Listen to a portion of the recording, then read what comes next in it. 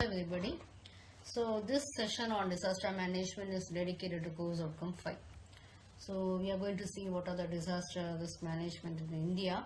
So how we are, this is actually a general view of about various landslide hazard donations. So what is meant by drought, how we are going to do a drought assessment, storm surge assessment means what is meant by pluvial floods, okay. So how your space inputs is used for your disaster mitigations, we are going to see now. So first is actually a landslide zonation is the causes which are reason for this landslide are being taken into account.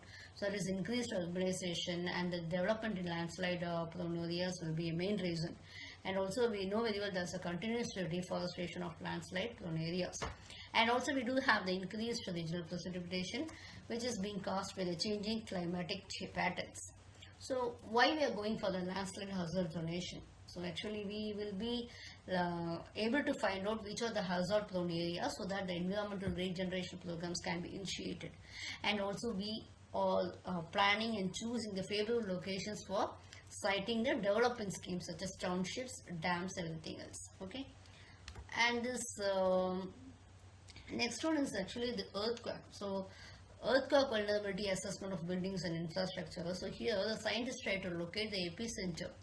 And we also see how long it takes for the seismic waves to arrive at different seismic stations, and also from the arrival time how far we can also calculate how far the source is being there. And earthquakes will be happening suddenly, so we don't know exactly when it will be occurring. Okay, so we can make such a fairly accurate long-term predictions of where earthquake will occur. Okay, next one is drought assessment. So here actually we have to calculate the crop water requirements. That is very essential. It's very imperative in the planning and operation of soil and water management strategies. So normally the water is being lost for transpiration also, and evaporative losses also we do have. So as the National Remote Sensing Agency of India, they assess the drought based on the analysis of vegetation index map and also the greenness map. So we are getting the vegetation index statistics for this bi-monthly period. For each taluka we are trying to get that. From that we can see how is our area. Okay. Next one is the coastal flooding. So we know very well actually storm surges or episodes of high sea level. So the main reason for this is the strong wind. And we do also have an unusual low air pressures. So there will be affecting the sea levels can be raised over a meter above the normal tide predictions, and it can be offset if the impact can be more offset if there is a coastal sea is being present. Okay, although if the ice is breaking up, it can add to the damaging effect of flooding and also the wave action. Next one is pluvial floods. Okay, it actually it occurs with extreme rainfall events, and we are not bothered about the overflow of water body. You may not even have a nearby a water body also. Then also the pluvial floods occurs. Normally it occurs in the urban areas. So normally what we think about flood is the misconception what you have is we may be located near the body water. Not only this, pluvial floods also do occur. So surface water floods will occur when an urban drainage system is being overwhelmed and it does not have the capacity to carry water. This occurs. And next is forest fire. So the natural causes we know have lighting or which sets the trees in the fire, or line extinguishers. Line may be following this lightning means we need not bother. Okay, and low humidity also may lead to forest fires. And man-made causes is it can be some naked flame or cigarettes or anything as electric spark, anything else. When inflammable material comes into contact with this, there will be a forest fire.